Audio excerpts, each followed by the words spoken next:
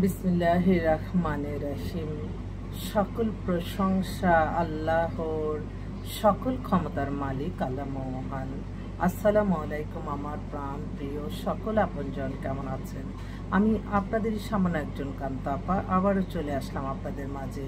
আজকে হচ্ছে 26/4/2025 সাল। আল্লাহর নামে কাজ শুরু করিলাম। আমি আমার আল্লাহর ঘরে সালাম ও দোয়া পৌঁছে দিলাম। আমার প্রিয় নবীজি রওজা মুবারকে সালাম ও দোয়া পৌঁছে দিলাম।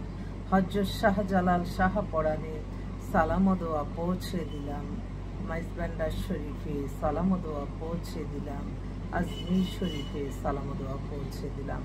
আল্লাহ আপনি নামাজ রোজা ইবাদত বন্দেগী কবুল আর মঞ্জুর করে নিন, আমিন। আমাদের এই প্রতিষ্ঠানটা হচ্ছে বিয়ে শাদীর একটা মাধ্যম।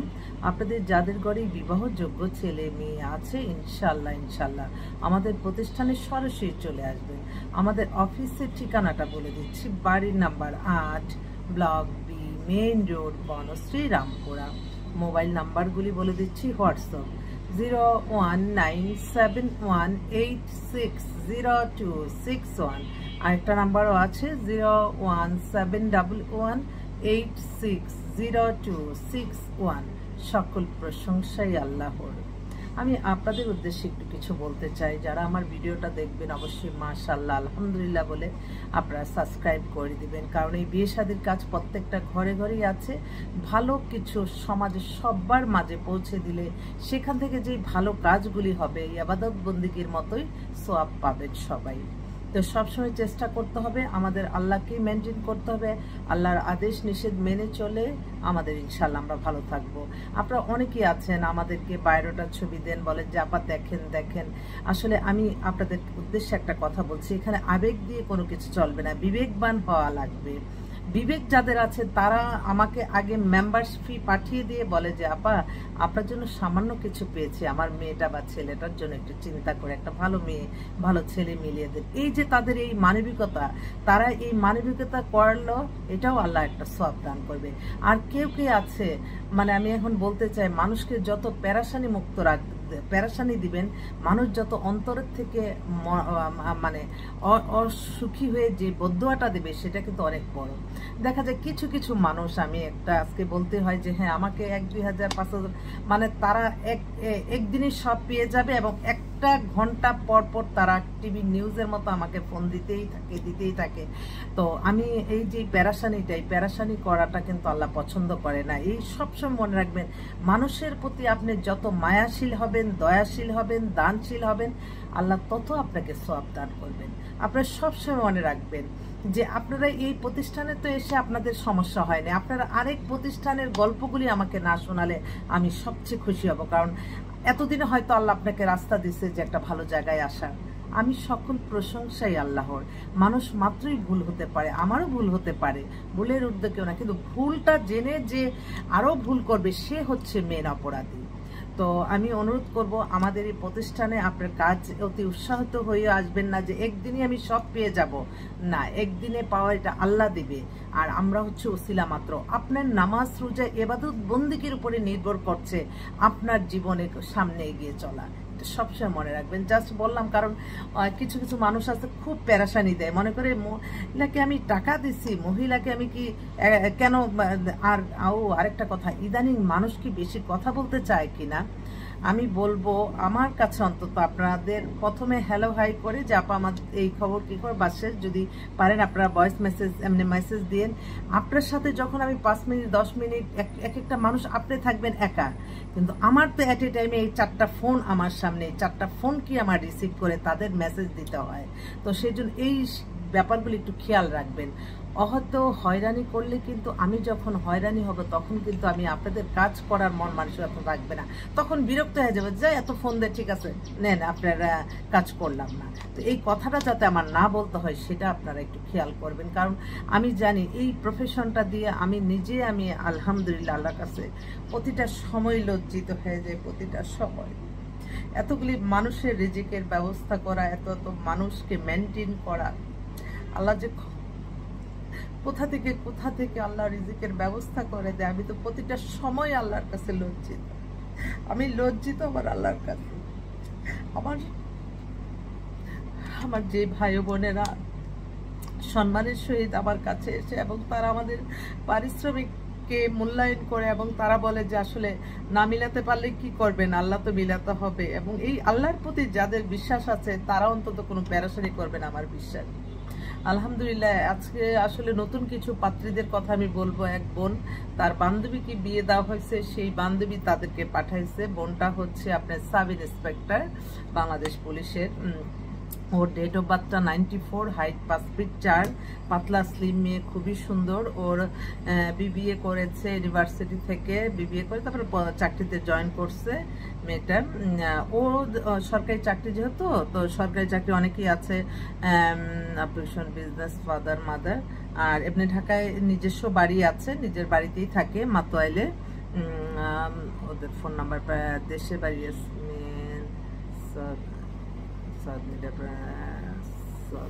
মেডিকেল। আচ্ছা, তো ও অনেকে আছে না, ওর বাবা ছিলেন, উনি মারা গেছেন আর কি। বোনরা এটাই বড় মেয়ে, 2 বোন ছোট। তো ওরা চাচ্ছে যে একটা ভালো ছেলে, সরকারি চাকরি, যেমন মন্ত্রণালয়ে যে কোনো পেশার থাকতে পারে বা যে কোনো সরকারি চাকরি, পুলিশ হতে পারে। তো এই সাব ইন্সপেক্টর মেয়েটা দেখতেও পছন্দ হবে এবং ফ্যামিলিটাও ভালো, মেয়েটাও খুবই ভদ্র। অনেকে মনে করে যারি পুলিশ না, পুলিশ যারা ভালো আছে তারা ভালোই, আপনারা মনে রাখবেন। এই সমাজে ভালো মন্দ সব কিছুতেই আছে। তবে হ্যাঁ, একটু পুলিশের, যেমন আমিও, আমার আব্বাও পুলিশের চাকরি করতো। বিয়ের ব্যাপারে অনেকে পুলিশ চাকরিও চায় না, বা পুলিশের মেয়ে হলেও আবার না করে। তো এই ধারণাটা কিন্তু আমাদের পাল্টানো দরকার। আপনি অনেক সৎ পুলিশ অফিসার আছে, আপনারা জানেন না যে মানুষকে কিভাবে হেল্প করে। আমার আব্বা সে ব্রিটিশ মানে ওই পাকিস্তান আমলের থেকে পুলিশে যায়, তার এলাকার এমন কোনো ঘর নাই আমরা ছোটবেলা যে দেখতাম যে সেই ঘরে একজন না একজনের চাকরির ব্যবস্থা করে দিছে। এই যে মানুষের রিজিকের ব্যবস্থা, সেই ওই একটু বাবা মার থেকে তো অনেক কিছু পায়, সেই জিনিসগুলি আমার মাঝে আমি পেয়েছি আলহামদুলিল্লাহ। তো আপনার সব পেশাতে খারাপ ভালো মন্দ আছে, তবে আমি একটু আমার অভিজ্ঞতা থেকে বলি, কিছু কিছু পুলিশরা আছে কি নিজের মন গড়া কিছু বানিয়ে, একটা মানুষ দেখা যায় যে আমি নিরপরাধ, বাট কিছু মন গড়া বানিয়ে কিভাবে আইনের পেছে ফেলবে, সেগুলির জন্য কিন্তু আল্লাহর কাছে জবাব দিতে হবে, সবাই কিন্তু না। তো এই যে এই মেয়েটা এত ভদ্র মেয়ে, আমি তো অমায়িক মেয়েটা, মানে আমার মনে হচ্ছে আমি ছবিটা দেখাই দিই। তো ওর জন্য অবশ্যই সরকারি বেসরকারি বা ব্যাংকে বা যে কোনো যারা সরকারি চাকরিজীবী মেয়ে খুঁজতেছেন, আপনারা একটু যোগাযোগ করেন। এটা আরেক ভাই, উনিও একই কথা। কালকে মানে উনি 6 রোজা শেষ করে কালকে আমার কাছে আসলো। তো বললো যে আপা, এতদিন আপনার কোনো কেন খবর পেলাম না। এটা অবশ্য প্রত্যেকেই বলে যে আমার কাছে এসে পরে কাজ হবে কিনা জানি না, বাট প্রত্যেকে বলে কেন আপনার কাছে আসলাম না আগে, এত জায়গায় দৌড়াইছি। তো আসলে এটা ভাগ্য, আমি বলছি আল্লাহ মনে হয়। আমি তো সবসময় উমরার ফজিলত বলেন, আমি যখন উমরা করে আসি, আপনারা কল্পনা করে পাবেন না, আমি আল্লাহর কাছে লজ্জিত, কেউ নজর দিবেন না কিভাবে যে আল্লাহর রহমতে 20টা 25টা জুড়ি মিলে যায়, আর আমি লজ্জিত হয়ে যাই তখন। রোজার পরে রোজার ফজিলত, 6 রোজার ফজিলত, সবকিছুরই ফজিলত কিন্তু আল্লাহর সাথে সাথে দিয়ে দেয়। তখন আমি কিন্তু বেশি, তখন আমি ভাইকে বললাম, যা ভাই আপনি 6 রোজা শেষ করছেন, হয়তো আল্লাহর ইচ্ছা সব যদি হতেও পারে আমাদের উসিলায় কিছু। তো এই ভাই হচ্ছে পুলিশ সুপার ছিলেন, ওনার হচ্ছে পরিবাগে বাসা, মেয়ে ডাক্তার, 96-এ date of birth, height 5 feet 3, মেয়ে এত সুন্দর, ও জব করতেছে, অনেক বেটার একটা জব করে। বুঝেনি তো, ওই মেয়ের বাবা আবার অনেক, মানে 3টাই মেয়ে, এটাই ছোট, মেয়েদের জন্য গাড়ি বাড়ি কোনো কিছুরই অভাব রাখে নাই, মেয়েটাও পছন্দসই। উনি বলতেছে 2 মেয়ে তো বাইরে থাকে, 2টাই ডাক্তার, 2টা মেয়ে ডাক্তার, ছোটটা এই মেয়েটা ছোটটা আর মাঝে, ওরা সবাই বাইরে থাকে। তো বললো যে আপা, আমি এই মেয়েকে বাইরে দিতে চাই না, আমাকে দেশে দেন, কারণ বাইরে যে কি করবে, আমার তো যা আছে আলহামদুলিল্লাহ অনেক বাড়ি গাড়ি সবকিছু আছে, তো একটা ভালো ডাক্তার ছেলে বা ইঞ্জিনিয়ার ছেলে দেন। তো আমি আচ্ছা ঠিক আছে ভাই। তো এই ভাইও একই কথা, এই জায়গায় গেছি সেই জায়গায় গেছি, এত দিছি। তো আমার কথা হলো যে ভাই, আমার কাছে তো আর আসেন নাই, আমি আপনার অতি উৎসাহিত নিয়ে আজ আপনি মেম্বার হইেন না। যদি মনে করেন যে হ্যাঁ আমাদের ইনফরমেশন হতে পারে, তাহলে দেখেন, কেউ কিন্তু অতি উৎসাহ নিয়ে আসবে না, কারণ বিয়ে হতেও পারে নাও হতে পারে। কারণ আমার কাছে আসলে আপনার দেখা যায় যে আরো অন্য জায়গাতেও হয়ে যেতে পারে, আবার আমার এখানে লেগে থাকলে এখানে ইনফরমেশনও হয়ে যেতে পারে। সকল প্রশংসায় আল্লাহর। তো এই ভাইটা উনি ওনার মেয়েদেরকে অত্যন্ত ভালোবাসে এবং মেয়েদের জন্য যা যা করা সব দিয়ে গেছে। তো ওর জন্য আরেকটা পরিবারও আসছে। এই পরিবারটা হচ্ছে বাবা মা দুজনই বললো যে আসবে, ছেলে এবং মেয়ে দুজনকে বিয়ে দেবে, দুজনই লন্ডনের সিটিজেন। ছেলের বয়স হচ্ছে 35, মেয়ের বয়স হচ্ছে 2 বছরের বড়, ডাক্তার। ওই যে দেরি হয়ে গেছে, দেরি করতে করতেই তো মানুষের বেশি সময়টা লেগে যায় এটা। এছাড়া আরেকটা মেয়ে আসছে, এটা একটু বলি। এই মেয়েটা হচ্ছে আপনার একটু আমেরিকার পাত্রীর বাবা ফোন করছে, একটু ধরি। আসসালামু আলাইকুম আশরাফ ভাই, দাঁড়ান আমি একটু বিজ্ঞাপনে আছি তো, একটু ফোনটা রেখে আমি কথা বলতেছি। তো ওনার মেয়েও ডাক্তার, আমেরিকার সিটিজেন, খুব অস্থির হয়ে গেছে। আরেকটি কথা আমি বলতে চাই, আমার যেই বোনরা বা ভাইরা তাদের মেয়েদের বিয়ে নিয়ে চিন্তা ভাবনা করছেন অনার্সের পরেই আপনারা, কারণ এখন তো এই সামাজিক যোগাযোগ আছে দেখে আমরা ছোট ছোট কিছু প্রবলেমগুলি বলতে পারি। যেমন একজনে মনে করতেছে যে না, আমার মেয়ের বিয়েটা আমি মাস্টার্স কমপ্লিট করুক, চাকরি করুক, বিদেশে ডিগ্রি নেক, তখন বিয়ে দিব। এই যে তাদের যে বয়সটা যে একটা ডিসকোয়ালিফাই, এটা অন্তত মেয়েদের জন্য অবশ্যই মাইন্ডে রাখতে হবে। আমার কাছে মনে হয় 1000 মেয়ে আছে যেই মেয়েগুলি মাস্টার্স করা, 30 থেকে 40-45 পর্যন্ত অবিবাহিত। কেন বিয়ে দেয় নাই? ভালো ভালো বিয়ে আসছে, তখন আর বিয়ে দেয় নাই। এইটা থাক, মেয়ে পড়তে থাকুক, মেয়ে চাকরি করুক। একটা সময় এসে কিন্তু তারা বুঝতেছে যে আসলে এই ডিগ্রি এত কিছু আমাদের লাইফ কিন্তু করা হয়নি। কারণ বিশেষ করে যেহেতু আল্লাহ মেয়েদেরকে সৃষ্টির জন্য ক্ষমতা দিয়েছে, বাচ্চা কাচ্চার একটা ব্যাপার, এই ব্যাপারটাই ছেলেদের ভিতরে এটাই কাজ করে। সে 50 বছরের বয়স হোক, সে 30-এর মধ্যে মেয়ে চায়। তো এর জন্য এখন যারা অনার্স পড়তেছে বা মাস্টার্স করবে, এই টাইপের মধ্যে যে মেয়ের গার্জিয়ানরা যদি আমার ভিডিওটা দেখেন, আপনারা দয়া করে বিয়েটা আমার মনে হয় দেওয়ার পরে যদি কারো পড়ালেখার ইচ্ছা থাকে করতে পারে, কিন্তু বয়সটা কিন্তু একটা ডিফল্টার। কিন্তু এই জ্ঞানটা যাদের বয়স হয়ে গেছে মাস্টার্স লেভেলের, এত উচ্চবিত্ত পরিবারের মেয়েগুলি, তাদের গার্জিয়ানরা একই কথা বুঝি না যে যেই মেয়ের 80 সালে ডেট অফ বার্থ অবিবাহিত, 82 সালে ডেট অফ বার্থ অবিবাহিত, তারা ওই যে তাদের ইগোটা, আমরা ডাক্তার ইঞ্জিনিয়ার ছাড়া দেব না, এই থাকতে হবে, কিন্তু তাদের যে মেয়েটার বয়স হয়েছে সেটা ডিফল্ট মনে করে না। তো এই যে একটা সামাজিক মানুষের ভিতরে যে এই ধারণাগুলি পাল্টাতে হবে, এই ধারণাগুলি পাল্টাতে হবে যে যেহেতু আমার বয়স হয়ে গেছে, আমি কেন আমার এত ইগো নিয়ে বসে থাকবো। ভালো একটা ছেলে, ভালো একটা মেয়ে, আসলে বিয়ের সাথে কিন্তু আল্লাহ কিন্তু হাদিসে লেখা আছে বিয়ে কিন্তু ফরজ একটা কাজ। আর বিশেষ করে মানুষ যখন বিয়ের প্রয়োজন তখনই যদি না দেয়, তখন কিন্তু মানুষের এই যে একটা গুনাহ সৃষ্টি হয়, এই গুনাহ থেকে কিন্তু আল্লাহ তখনই পরিবারের সবকিছুতে কিন্তু এটা অশান্তি লেগে থাকে।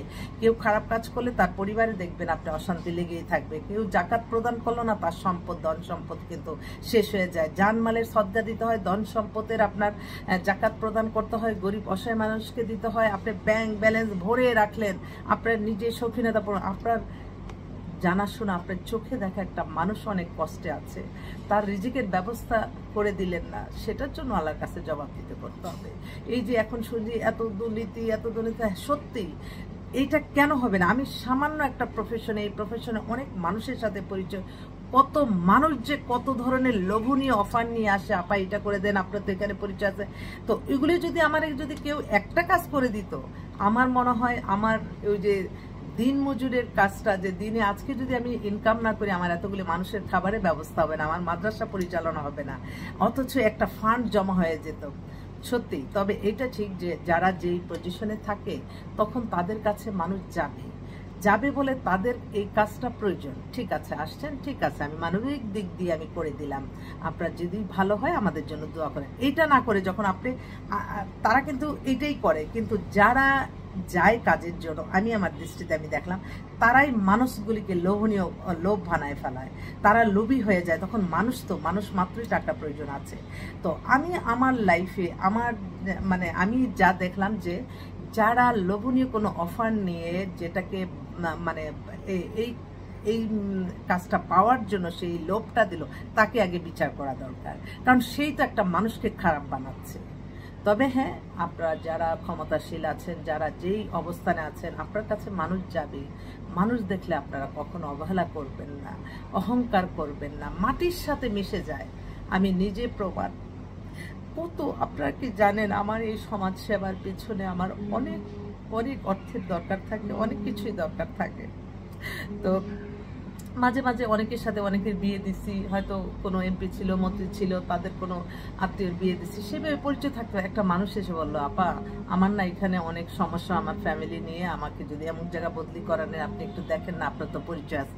গেলাম, কত আশা নিয়ে কত জায়গায়, একটা মানুষ যদি একটা কাজ করে দিত। সবাই অহংকারে তাদের পা মাটিতে পড়ে নাই। এখন দেখি তাদের সমস্ত দুর্নীতির চিত্র, তখন মনে কষ্ট। এবং আমি তখন সাথে সাথে তাদের ছবি যখন টিভিতে দেখি যে ওই যে ধরে ধরে নিয়ে যাচ্ছে, তখন আল্লাহর গজব সাথে সাথে পড়ে গেছে। এই জিনিসগুলি যাতে মানুষের মন থেকে না আসে। আপনার একটা প্রয়োজনে আপনি রাষ্ট্র পরিচালনা করছেন, আপনার কাছে একজন যাইতেই পারে যে আমাদের এইটা হলে আমাদের সুবিধা হয়। আপনারা তো ইচ্ছা করে যদি সামর্থ্যের মধ্যে থাকে এমনি তো করে দিতে পারেন, কিন্তু যারা লোভনীয় কোনো কিছু দিয়ে যায় যে আমি এটা হইলে আমি আপনাকে এত কোটি দেবো, এরকম আওয়াজও আসে, তখন আমি অবাক হয়ে যাই যে আসলে তো লোভী যারা এই লোভনীয় অফারগুলো আসে তারাই সত্যিকারের অপরাধী আমি মনে করি। অনেক ফোন আসতেছে, তো যাক, আমার যদি কোনো ভুল হয়ে থাকে ক্ষমা করে দিবেন।